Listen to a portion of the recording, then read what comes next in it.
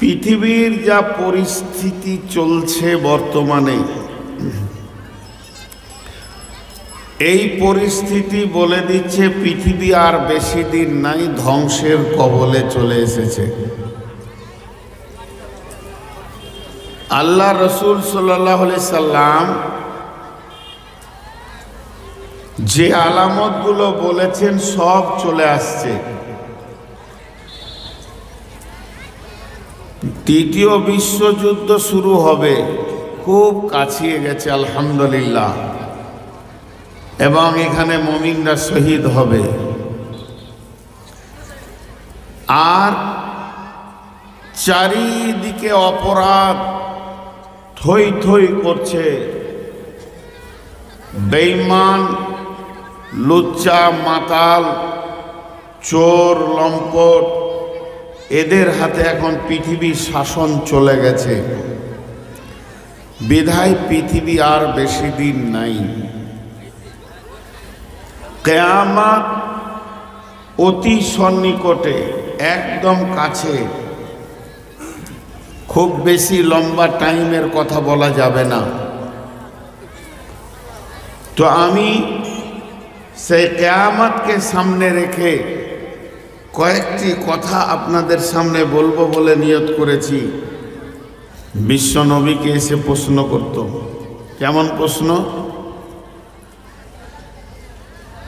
মানে প্রশ্নের পরিস্থিতিটা এমন হতো যে উলঝান পয়দা করত, দোদল্য পয়দা করত, টেনশন মতো আজে বাজে প্রশ্ন করত। কিয়ামত হবে? হ্যাঁ হবে। হবে তো কই? না না হবে না। হলো তো হচ্ছে কই? উল্টা পাল্টি যাতে রসুলের মুখ থেকে বের হয়ে যায় যে কিয়ামত হবে না। কিন্তু আল্লাহ কি বলছেন? আম্মা ইয়াতাসাআলুন, নবী হে তোমাকে কি জিনিসের ওপরে ওরা প্রশ্ন করে? কোন বিষয় নিয়ে তোমাকে কাফেরেরা প্রশ্ন করে? আনিন নাবাইল আযীম, সেই কঠিন বড়দিন, বড় খবর, কঠিন দিনে কে নিয়ে প্রশ্ন করে? তাল্লাযী হুম ফীহি মুখতালিফুন, ওই লোকেরা কিয়ামতটাকে নিয়ে তোমার দিলের ভিতরে উলঝান তৈরি করে দেয়, দোদল্য তৈরি করে দেয়, সন্দেহ তৈরি করে দেয়, কনফিউশন লাগিয়ে দেয়। তো ওদেরকে আল্লাহ বলছেন, বলো কাল্লা সায়ালামুন, নিশ্চয়ই তোরা একদিন জানতে পারবি। সুম্মা কাল্লা সায়ালামুন, আমি আবার বলছি ওই দিনটা তোরা জানতে পারবি।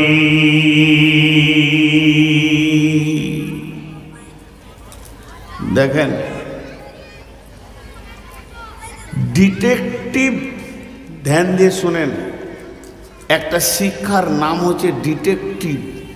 ডিটেকটিভের বই পড়বেন, ব্রেন ওয়াশ হয়। এই ডিটেকটিভের বইগুলো গোয়েন্দারা পড়াশোনা করে, যে তদন্ত করে একটা মানুষকে কে মার্ডার করলো বের করতে হবে। একটা আমি বই পড়েছিলাম, সামান্য 3 ইঞ্চি সুতোকে কেন্দ্র করে একটা মার্ডার কেসের আসামিকে তুলল। 3 ইঞ্চি সুতো বাড়িতে পড়েছিল।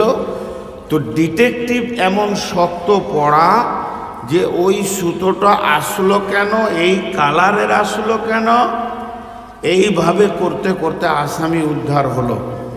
তোরা আসামিকে যখন রিমান্ডে নেয়, কোনো বড় বড় আসামিকে রিমান্ডে নিলে রিমাইন্ড, তার মানে হচ্ছে বারবার ব্রেনটাকে পাকাবে ওরা, বসিয়ে বলবে এটা হলো কেন, ওইটা করলে কেন, ও তাহলে তুমি ছিলে কেন, এটা হলো কেন, মানে যে কোনো হালে ওকে পেঁচে ফেলবেই।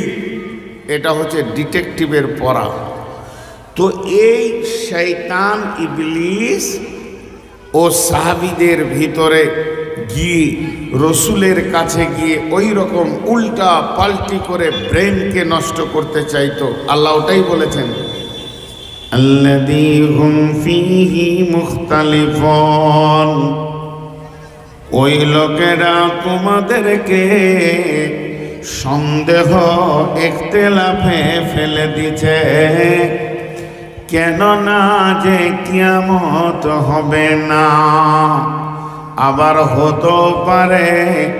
আমার রব ক্লিয়ার করে দিয়ে বলছেন, কাল্লা সায়ালামুন সুম্মা কাল্লা সায়ালামুন, নিশ্চয় ওটা হবে।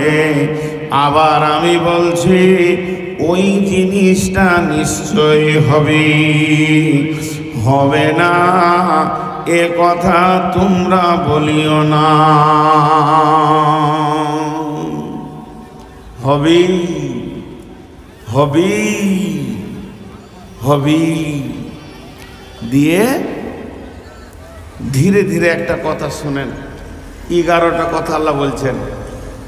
আলাম নাজআলিল আরদা মিহাদা ওয়াল জিবালা আওতাদা ওয়া খালাকনাকুম আজওয়াজা ওয়া জাআলনা নাওমাকুম সুবাতা ওয়া জাআলনাল লাইলা লিবাসা ওয়া জাআলনান নাহারা মাআশা ওয়া বানাইনা ফাওকাকুম সাবআন শিদাদা ওয়া জাআলনাস সিরাজা ওয়াহাজা وأنزلنا من المعصرات ماء ثجاجا لنخرج به حبا ونباتا وجنات ألفافا إن يوم الفصل كان ميقاتا।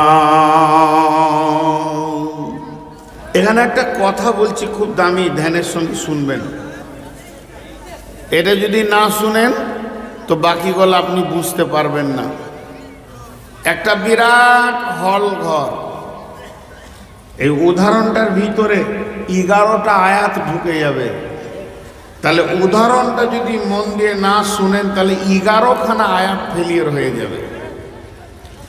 ওই হল ঘরে আপনাদের মহলদার পাড়ার কোনো একটা ছেলে ভালো ভালো জিনিসকে সাজিয়ে রেখেছে, তৈরি করেছে নিজের হাতে।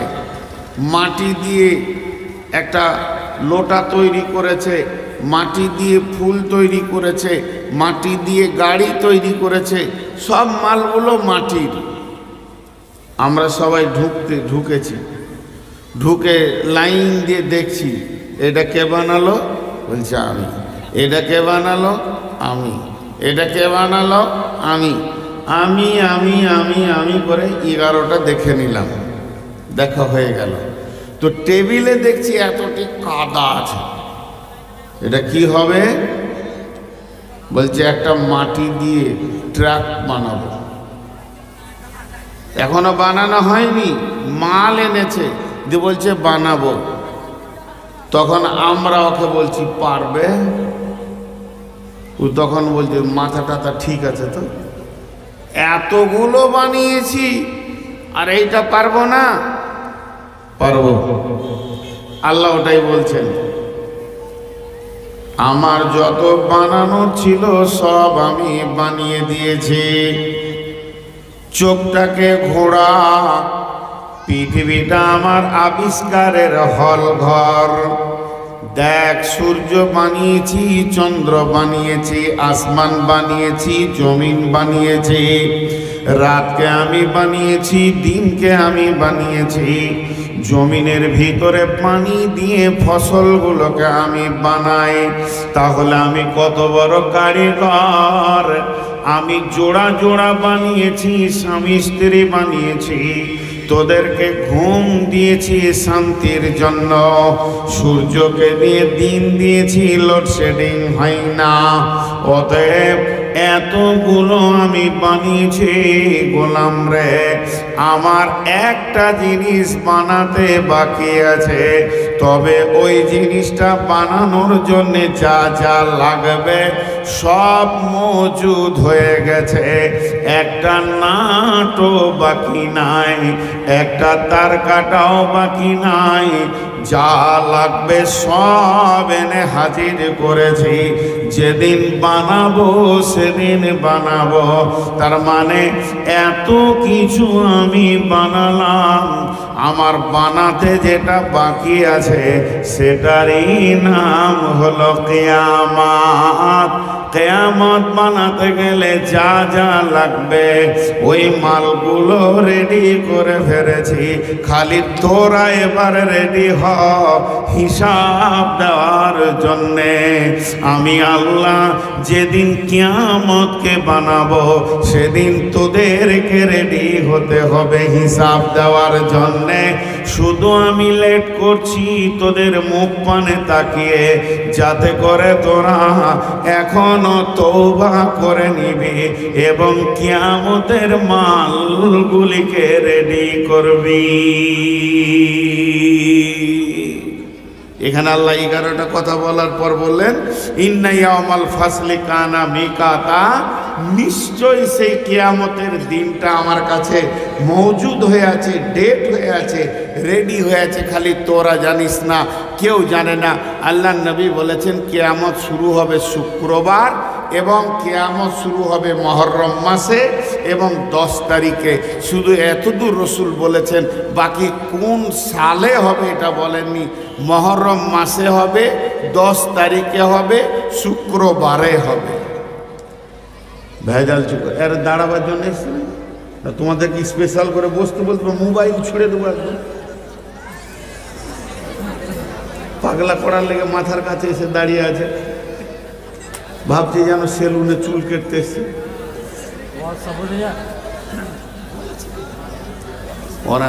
ওদের একটু গরম করে না বললে না, শীতে শীতে গা গরম হচ্ছে না ওদের। হ্যাঁ দেখেন কথাটা খেয়াল করেন, আল্লাহ বলছে আমি বানাবো, তাহলে উনি বানাবেন। সব মাল রেডি, আল্লাহর কাছে কোনো জিনিস যে অভাব আছে তা নাই, কিন্তু বানাবেন, তাহলে কিয়ামত হবে। এবার সূরা মুলকে আল্লাহ কি বলছেন? وَيَقُولُونَ مَتَى هَذَا الْوَعْدُ إِن كُنتُمْ صَادِقِينَ। নবীজি যখন কিয়ামতের ভয় দেখাতে লাগলো আমার বেটির দল, ওরে আমার মায়ের দল, বোনের দল, তখন কাফের বেঈমান বলে উঠল, ওয়ায়াকুলুনা, তারা বলল, মাতা হাযাল ওয়াদু, সেই দিনটা কবে হবে যেটা তুমি ওয়াদার কথা বলছো? মাতা হাযাল ওয়াদু ইন কুনতুম সাদিকিন, যদি তুমি সত্যবাদী হও ও নবী মুহাম্মদ, সেই ডেটটা একবার বলে দাও, কিয়ামত কবে হবে? আল্লাহ বলেন, নবী হে, আমি তোমাকে যেটা শিখাচ্ছি সেটা ওদেরকে শুনিয়ে দাও। কুল ইন্নামাল ইলমু ইনদাল্লাহি ওয়া ইন্নামা আনা নাসিরুম মুবিন। সেই দিনটা কবে হবে, ওই দিনটা কখন হবে, ওই দিনটা কিভাবে হবে, ওই দিনটা কোন সময় শুরু হবে, এই জ্ঞানটা আমার আল্লাহর কাছে রয়েছে, এটা মানুষের কাছে নাই। আর আমি মুহাম্মদ সাল্লাল্লাহু আলাইহি সাল্লাম এসেছি তোমাদেরকে ভয় দেখাতে। আমাকে পাঠানো হয়েছে ভয় দেখানোর জন্য, তাই আমি ভয় দেখাতে এসেছি। আমি ডেট তারিখ নিয়ে দাওয়াত দিতে আসিনি, আমি শুধু ভয় দেখিয়ে দেবো। জৈসা করনি वैसा भरनी, ईमान है तो करके देख, না है तो मर के देख। আমি এসেছি শুধু তোমাদেরকে ভয় দেখানোর জন্যে। হাজি ভাই, আমার বেটিরা পাথর কথা বলে বলে পাথর কথা বলে। জি কেমন করে? আপনি এইদিকে টান মারেন গাড়ি, রাস্তায় দেখবেন একটা পাথর আছে, বলে দিলে কালিয়াচক আর 3 কিলোমিটার। কথা বললে কি বললে না, বিবেক থাকলে বুঝে নিতে হবে। কালিয়াচক থেকেই বলে দেবে আপনার কলকাতা কত দূর। তাহলে শুধু দরকার আছে বিবেকের। বিবেক যদি গোলমাল করে তো ও বলতে পারবে না, আর বিবেক যদি ঠিক থাকে তো ও বলে দিতে পারবে। তাহলে পাথর কথা বলে, সূর্য কথা বলে, জি বলে। বেটি সূর্য কি বলে শোনো, কোরআনে। মৌলানাকে ডাকেন, তোমরা বসে আছো, ইমাম সাহেব দাঁড়িয়ে আছে, আর দুটো চেয়ার নিয়ে এসো। হ্যাঁ, এরা ইমামকে সম্মান করতে জানে, লাঠি নিয়ে জালসা নেবো নাকি? বুড়িয়ে গেছে এখন, হুঁশ হবত নাই, পিঠতে লাগবো সব একধার থেকে। একটা ইমামকে দাঁড় করিয়ে রেখেছে, আমাকেই দেখে ডর লাগছে ইমামকে দেখে। জি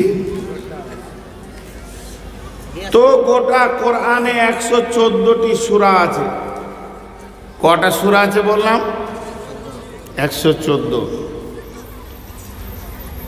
114টি সূরার ভিতরে সময় সময় দন্তস ম অন্তস্থ সময় ওয়াক্ত নামে 2টি সূরা আছে। একটা ফজর আর একটা আসর। আছে না নেই? কথা বলেন আছে না নেই? ওয়াক্তের নামে 2টি সূরা আছে। জোহরের নাম নাই, মাগরিবের নাম নাই, এশার নামও নাই। তো এই 2টি ওয়াক্তের ব্যাপারে আল্লাহ এত গুরুত্ব দিলেন কেন? যদি এই ওয়াক্তটার গুরুত্ব দিলেন কেন বলতে যাই তো 2 ঘন্টা কেটে যাবে।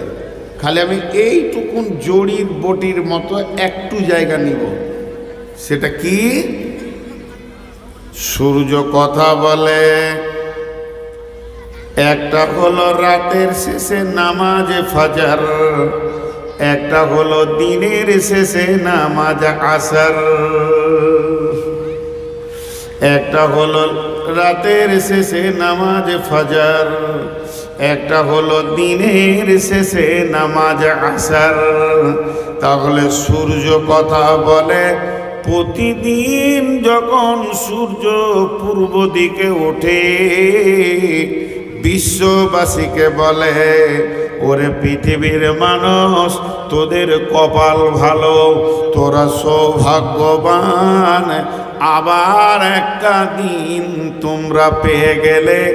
এখনো হাতে সময় আছে, তওবা করে লাও, মসজিদে ঢুকে যাও, গাঁজা ছেড়ে দাও, জুয়া ছেড়ে দাও, মদ লুডু দাবা দাস ছেড়ে দাও।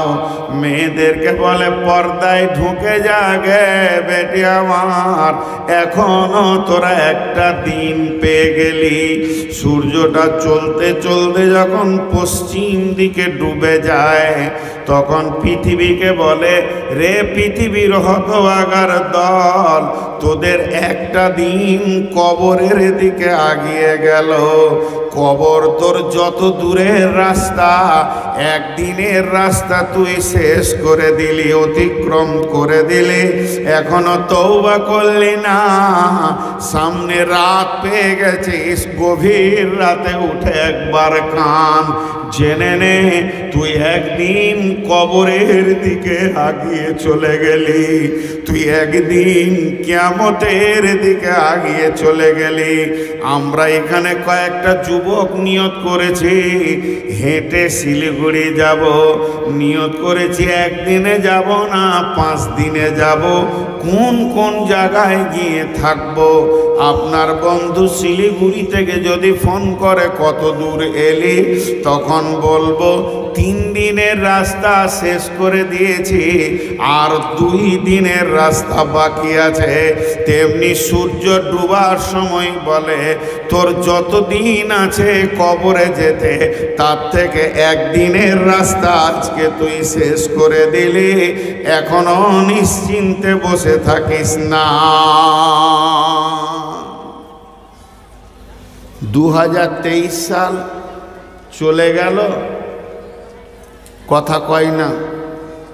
2023 সাল চলে গেল। এতগুলোই লোক চুপ করে আছে, জোরে কথা বলবে তো। 2023 সাল চলে গেল, এটা ভুল। একটা বাচ্চা ছেলে, ওর মা আর ওর আব্বার ট্রেনের সিটে বসে আছে, দুদিকে, আর ও জানলাতে এমনি দাঁড়িয়ে আছে। আর ট্রেন যখন মেরেছে টান, তো ফুরুক করে একটা মসজিদ দেখতে পেয়েছে, বলছে মা মসজিদটা দৌড়ে চলে গেল। তোর মা হাসছে, বেটা মসজিদ দৌড়ে নাই, তুই দৌড়ছিস। ও ভুল দেখছে কি না? হ্যাঁ, একটা আমের গাছ দেখেছে, বলছে আমের গাছটা দৌড়ছে। 2023 সাল চলে যায়নি, আমরা 23 সালকে পার করে এলাম, 24-এ ঢুকলাম। 23 যেখানকার সেইখানেই আছে। এই ভুল বুঝে বুঝে বুঝে বুঝে নিজেকে নওজোয়ান মনে হচ্ছে, কিন্তু আমি যে কতগুলো বছর অতিক্রম করে পার করে, কত স্টেশন পার করে চলে আসলাম, আমার আর বেশি দিন নাই এটা ভাবছি না। ভাবছি সবাই দৌড়ছে, আমি দাঁড়িয়ে আছি। এটাই ভুল ধারণা।